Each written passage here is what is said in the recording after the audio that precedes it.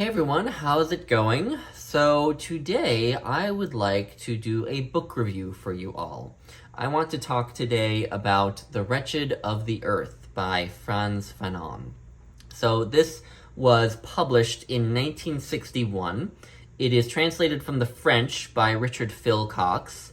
For those who are not familiar with Frantz Fanon, who he was from the West Indies in the Caribbean, and he actually was a psychiatrist by profession, but he's most well known as a writer on post-colonial theory and anti-colonial and sort of anti-racist ideas. His other most famous book was Black Skin, White Masks, which I have not read, but I am curious to read at some point. As I said, he was a psychiatrist by profession, but he also spent a lot of time in Algeria during the Algerian War of Independence. Algeria was a colony of France for many decades, and the Algerian War of Independence was quite long and protracted and brutal, and didn't end, I believe, until 1962, a year after this was published. And Frantz Fanon spent a lot of time in Algeria, involved with the National Liberation Front in Algeria, which was sort of military group fighting for Algerian independence. And his time in Algeria really influenced his ideas in The Wretched of the Earth. He cites his experiences in Algeria quite a bit in this book. Another thing about Frantz Fanon that I think is notable is that he died not too long after this was published. He died when he was only 36 years old of leukemia in an American hospital, where he reportedly spent a lot of time really anxious. He was really anxious being in an American hospital as a black man. He was really worried about how he would be treated in an American hospital. So he died very young, but has undoubtedly had a huge impact. And so The Wretched of the Earth, to start to talk about what's contained in it, The Wretched of the Earth is not a long book. So in my copy, the actual text of The Wretched of the Earth probably clocks in at just barely 240 pages. So it's not even 300 pages long. In this edition, there is also a foreword, an introduction, and a preface by 3 different people. And there is an afterword by the translator, Richard Philcox. I will talk about those a little bit at the end of this video. I don't want to focus on them here. But if you include those, then this volume is about 300 pages. The text of The Wretched of the Earth is not long, is what I'm saying in a protracted way. However, there is so much in it to talk about. Okay, so The Wretched of the Earth, broadly speaking, what it's about is it's Frantz Fanon's ideas about how a country that has been colonized, with a focus on countries in Africa, okay, because he was very influenced by his time in Algeria. So his focus does tend to be on African countries that were under Western colonial rule for a long time. But I imagine his ideas would be applicable elsewhere. So this book is his ideas about how a colonized country goes about throwing off colonial rule and sort of getting on its own 2 feet after that. So the process by which the people of a former colonized country rise up against their colonial rulers, throw off colonial rule, and then what they do once they gain independence, how they sort of economically and socially and educationally get on their own 2 feet after that. So that's sort of broadly what The Wretched of the Earth is about. It is divided into 5 different sections, and I'm going to try to talk about each section a little bit separately, because they all are fairly different and all warrant their own individual discussions. Actually, probably each of the 5 sections of The Wretched of the Earth could probably have a whole video devoted just to it. So the 5 sections of The Wretched of the Earth. First, there is a section called On Violence. Second, there is Grandeur and Weakness of Spontaneity. Third, there is the Trials and Tribulations of National Consciousness. Fourth, there is On National Culture. And fifth, there is Colonial War and Mental Disorders. Okay, so starting with section 1, On Violence. So this is the most famous section of The Wretched of the Earth. At least that's my sense, is that it is the most famous section of The Wretched of the Earth. And in part, I think that's because Jean-Paul Sartre focused a lot on this section and what Fanon says in this section in his preface to The Wretched of the Earth. So, as I said, there's an intro, a foreword, and a preface to this volume, and the preface is by Jean-Paul Sartre, and Jean-Paul Sartre actually wrote the preface after having spoken to Frantz Fanon, and Sartre focuses a lot on the on-violence section in what he talks about when he writes about what is contained in The Wretched of the Earth. I will get to talking about Sartre's preface at the end of this video again.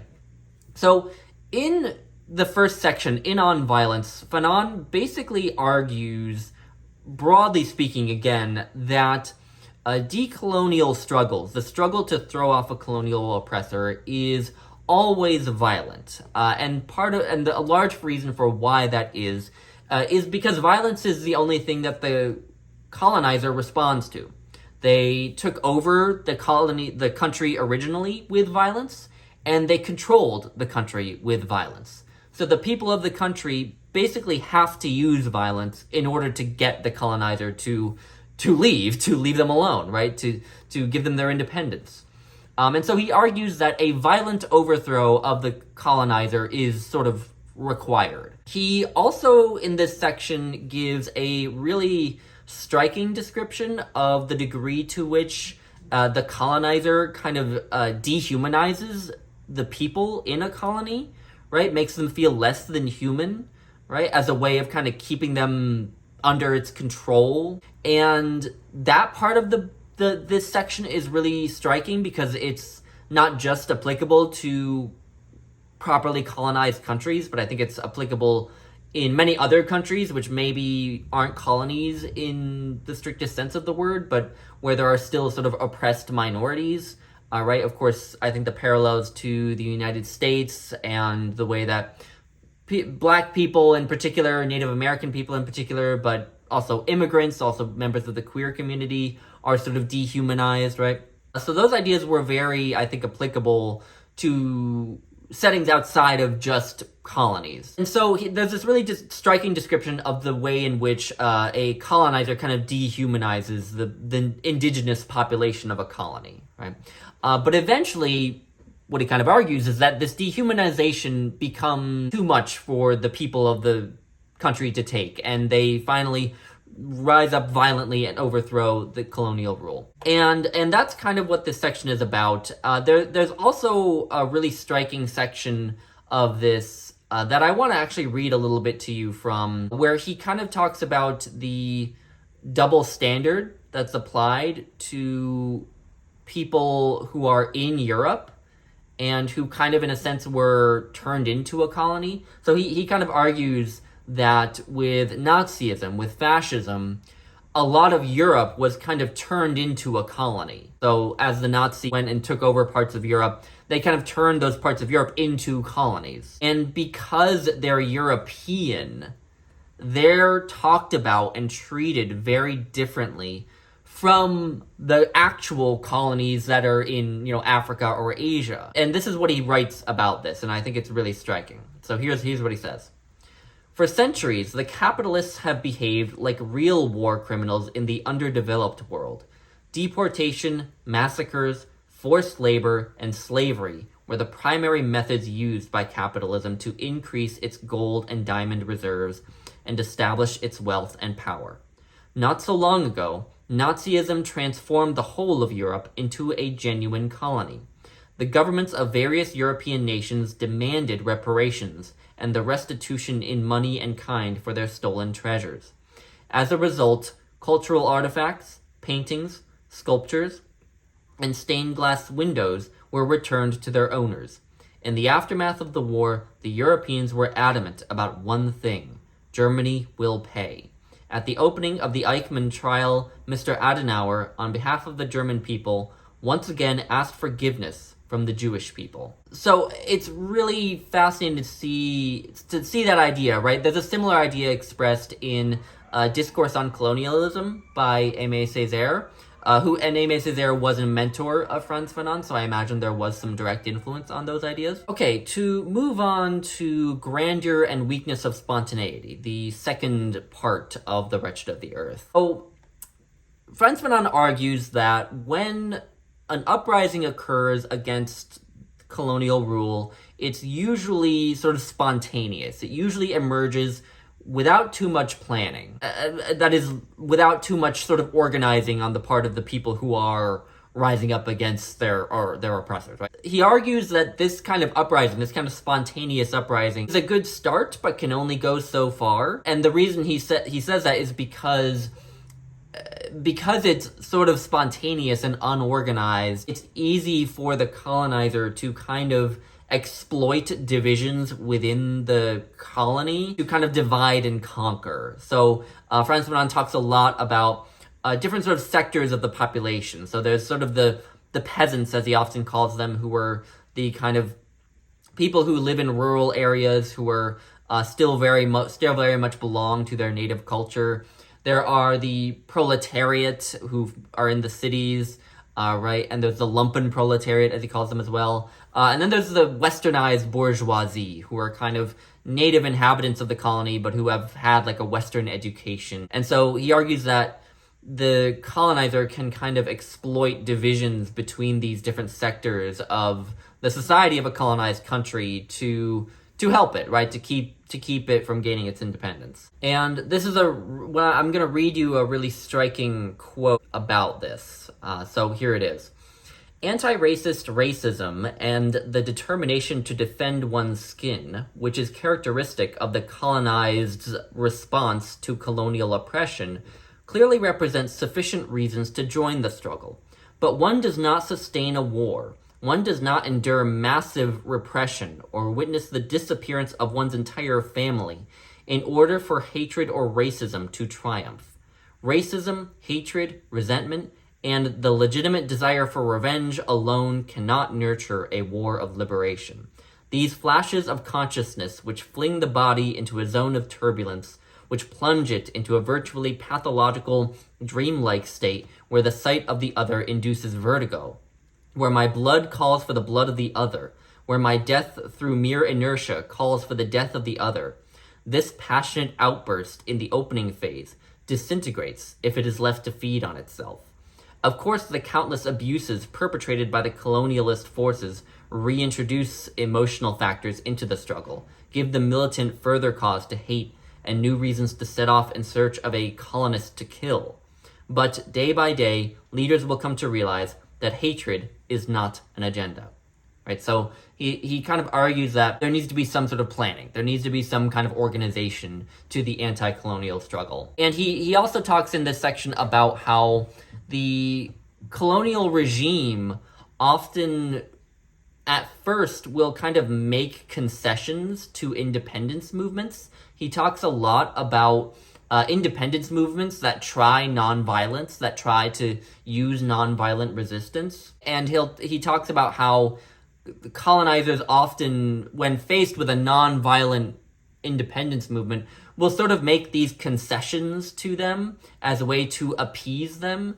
And Fanon kind of warns against these concessions. He says that certain concessions are in fact shackles. That's a quote from The Wretched of the Earth. So he warns against settling for these concessions from the colonizer. That's all I'm going to say about grandeur and weakness of spontaneity. I'm going to move on to the trials and tribulations of national consciousness, which actually may be the section that I found the most interesting. And I think that's because I saw the most parallels between this section, what he says in this section, and what I see going on in the United States for decades now. It felt like there were a lot of parallels between this section and a lot of other countries that aren't necessarily former colonies, right? So in this section, he kind of talks about how once a former colony has gained independence, how it kind of gets on its own 2 feet, economically, socially, educationally, and so on. So now we've moved past throwing off the oppressor. Now we are moving to the sort of nation-building stage of decolonization. And this is a very delicate situation, according to Fanon. He argues that there's this real danger in the immediate post-colonial period of the bourgeoisie and the wealthy of the former colony sort of cozying up to the former colonizers, cozying up to the West in order to kind of line their own pockets and exploit their own country for their own enrichment, basically. And that wealth that they generate through that will never be equally distributed. And they also may use a sort of authoritarian form of government in order to kind of keep control over the people who are not benefiting from the exploitation of their own country. And so there's that danger. There's also the danger, he argues, of sort of tribalism breaking out, kind of civil wars. He argues that national consciousness is really important, the development of a sense of the former colony as a cohesive nation, because there is a real danger of sort of inter-ethnic conflicts breaking out, or inter-tribal conflicts, or inter-religious conflicts. He actually lingers a lot on animosity between Christianity and Islam.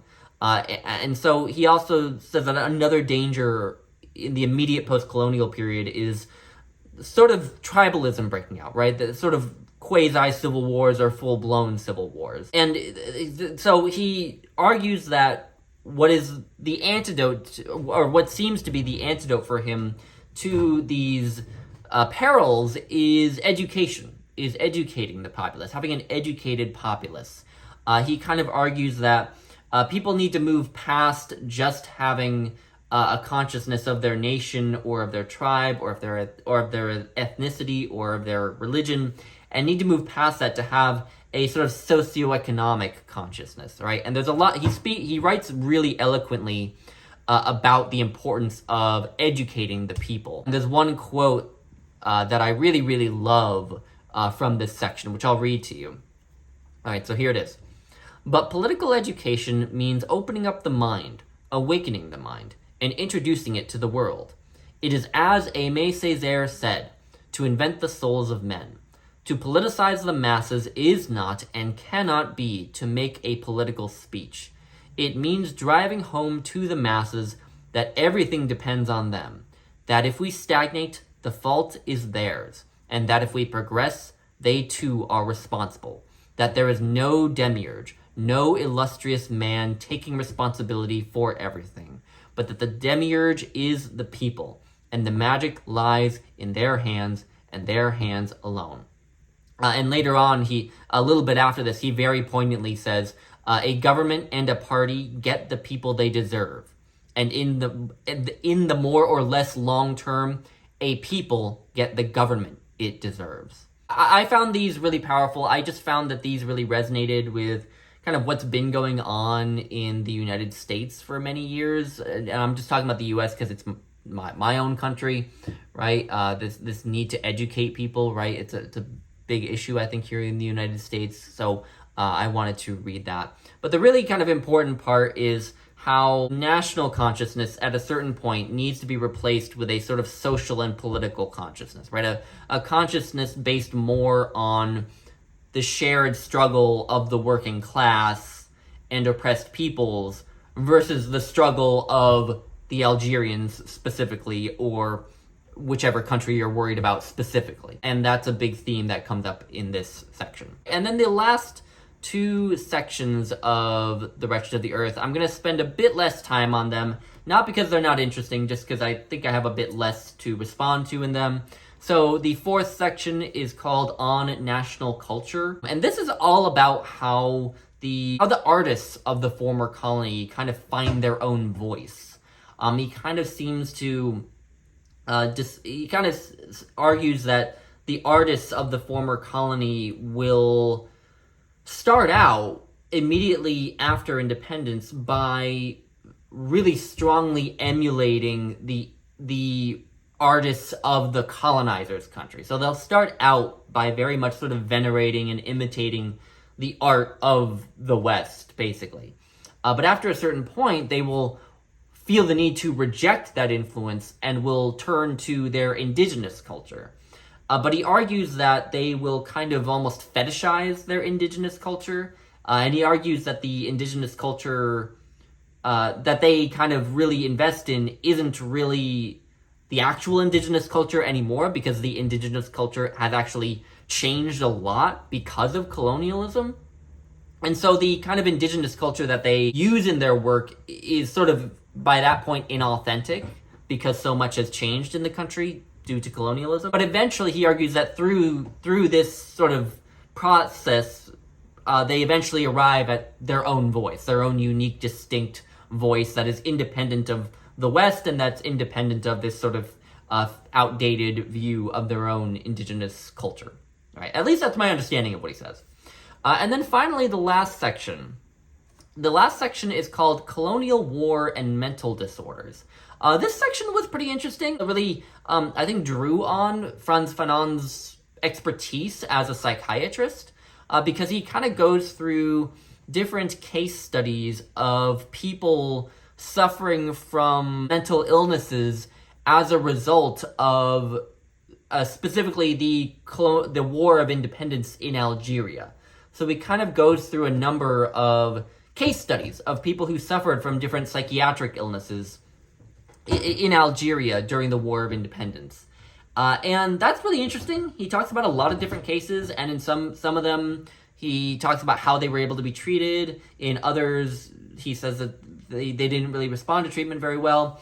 And what's interesting, too, is he actually doesn't just talk about psychiatric problems among the Algerians, among the colonized, but also talks about issues that French people in Algeria faced, which is really interesting, and I guess I thought was kind of very sort of daring of him, right? Because he's thought of as, this sort of anti-colonial thinker, and yet he still sort of seems to, in this last section at least, have a degree of empathy with the colonizer. And I guess I thought that was kind of powerful and very brave of him, I guess. And there's a last sort of subsection within this section, which is called From the North Africans' Criminal Impulsiveness to the War of National Liberation. And this section really kind of gets your blood boiling in terms of what he talks about here. He discusses the ways that French doctors would make these claims about why native Algerians, were prone to criminality. So there was this well-documented phenomenon where the crime rate in Algeria was quite high. And these French doctors had all these ideas about why that was the case. And they made these arguments based on brain structure. They argued that Algerian people just had smaller prefrontal cortexes, and so they just weren't able to control sort of criminal impulses. So Frantz Fanon actually quotes from one of these doctors, all right, and I'll read you some of what he quotes from. We have observed that the impulsiveness of the Algerian, the frequency and nature of his murders, his permanent criminal tendencies, and his primitivism are no coincidences. We are in the presence of a coherent pattern of behavior and a coherent lifestyle, which can be explained scientifically. The Algerian has no cortex, or to be more exact, like the inferior vertebrates, he is governed by his diencephalon. The cortical functions, if they exist, are extremely weak, virtually excluded from the brain's dynamics. There is, therefore, neither mystery nor paradox. The colonizer's reluctance to entrust the native with any kind of responsibility does not stem from racism or paternalism, but quite simply from a scientific assessment of the colonized's limited biological possibilities. So you have this kind of eugenicist argument about why Algerian people basically deserve to be dominated by the French because they have a smaller cortex, right? And of course, Frantz Fanon dismisses these ideas out of hand, and I assume that for those of you watching, I don't need to say that this all is complete bullshit, excuse my French, so to speak. He ends by kind of arguing for why criminality would be high in Algeria. He makes his own kind of argument for why the crime rate might be so high in Algeria. And he just argues that because of their situation as a colony, the people are so economically deprived that they often do have to turn to crime to survive. And because they're in Algeria and they're surrounded by other Algerians, They often commit crimes against other Algerians in their attempts to survive in these economically deprived circumstances. And so that's his argument. So those are kind of the aspects of The Wretched of the Earth that really leapt out to me. Again, I will just preemptively urge everyone to sort of forgive me because there's a lot in here that I wasn't able to discuss.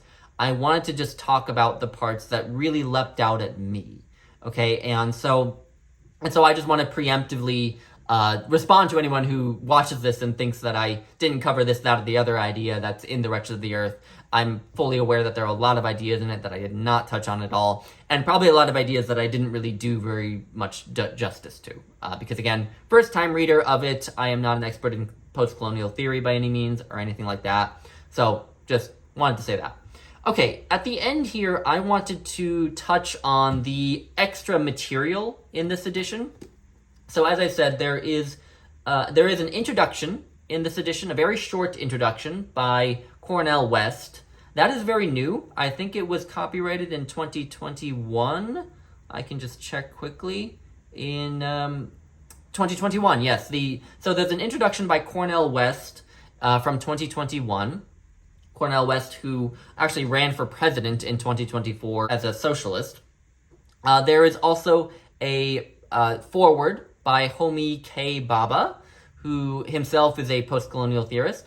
And then there is a preface by Jean-Paul Sartre, the French philosopher and who reportedly knew Frantz Fanon personally. And then there is an afterword by the translator Richard Philcox. So there's a lot of extra material in this particular edition. And so in case you have this edition, I just wanted to comment on some of that for you. The introduction by Cornel West, I do rather like. It's only about 6 pages long. It is very eloquent. I like how it connects Frantz Fanon's ideas to modern social movements. In particular, he touches on the Black Lives Matter movement and touches on homophobia and transphobia as they have manifested in the United States today. So I do really like Cornel West's introduction. He's very eloquent. It made me want to read some of his books because he's obviously written a lot. And it's only 6 pages long, so it'll take you 15-20 minutes to read. The foreword by Homi K. Bhabha is also fairly good. It kind of basically introduces you to Frantz Fanon as a person and his life, but also walks you through some of the major ideas that Frantz Fanon brings up in The Wretched of the Earth. I think my comprehension of The Wretched of the Earth would not have been quite as good, such as it is. I'm not saying my comprehension was perfect, but I think it would have been less perfect, more imperfect, I'll say, if I hadn't read Homi Bhabha's introduction. He just does a good job of kind of explaining some of the broad ideas in The Wretched of the Earth. So I would recommend his as well. It's rather long. It's I think 30 pages or so. So it's a lengthy thing. It goes by fast, but it is longer. And then we have the preface by Jean-Paul Sartre. And I feel a little bad saying this because I know that Jean-Paul Sartre knew Frantz Fanon and sort of had Frantz Fanon's blessing to write this preface. And the preface was published alongside The Wretched of the Earth when it first was published back in 1961.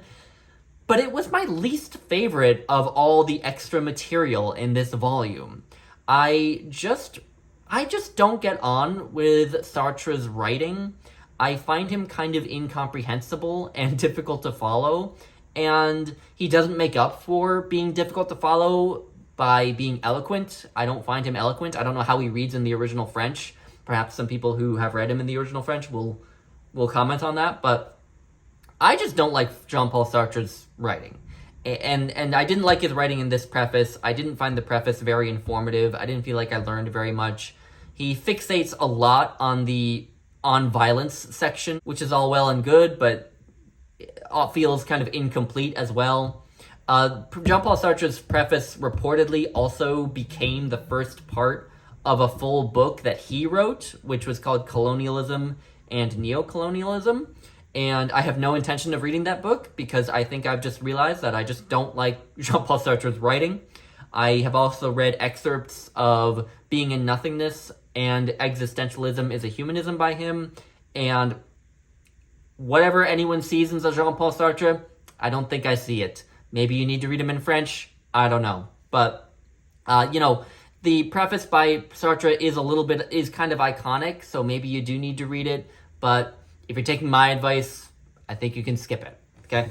And then we have the afterword by Richard Philcox. And he's the translator, of course. He translated it from the French. And again, like the introduction by Cornel West, relatively short, relatively innocuous, nothing mind-blowing in it. He mostly talks about his personal motives for doing this translation and his encounters with Fanon, as he says, which were not actually personally meeting Fanon, but were more encountering his ideas in the real world as he traveled the world in his life, which is interesting enough. Doesn't really illuminate the text very much. One thing that I did like that I learned from Philcox's afterword is his discussion of how he went about crafting the English that he rendered Fanon's prose into. He actually used a recording of Fanon speaking to help him crafting the English translation. So the translation is supposed to, according to him, read very much like a speech because it's based on how Fanon himself spoke. And I think that really comes through in the translation. I hope it came through in the excerpts that I wrote. So the afterword by Richard Philcox is interesting enough. Again, nothing mind-blowing, but it's decent. So there's that. All right, so who would I recommend this to? Well, I would definitely recommend this to anyone interested in anti-colonial ideas, post-colonial theory, people who are interested in anti-racism or basically anti-any kind of oppression, feminism, anti-homophobia, transphobia, basically if you are interested in ideas that deal with anti-bigotry, basically, which I would say should kind of be all of us, this certainly, I think, is a critical text. Fanon also very much takes a kind of Marxist perspective on his anti-colonial ideas. And so I'd say that people who are interested in Marxism would find this book interesting. Because again, he uses terms like proletariat, bourgeoisie, and this, that, and the other thing. And parts of this book do kind of read a little bit like the Communist Manifesto in that it kind of makes this argument for how the decolonial struggle will proceed in the same way that Marx and Engels make their argument about how the communist revolution will proceed historically. So if you're interested in Marxism, you would also probably find this interesting. Okay, so I'm going to leave it at that. Thank you all so much for watching. If you have read The Wretched of the Earth or want to read it or just have any thoughts to share, I would love to hear in the comments. I would also love to hear from other people who maybe understand more about The Wretched of the Earth than I do. Again, I don't feel like my comprehension was perfect, and I know that there are a lot of ideas that I wasn't able to touch on in this video. So if there are ideas in it that you find really interesting that I did not touch on, feel free to discuss them in the comments. So I will leave it at that, and I will talk to you all again soon.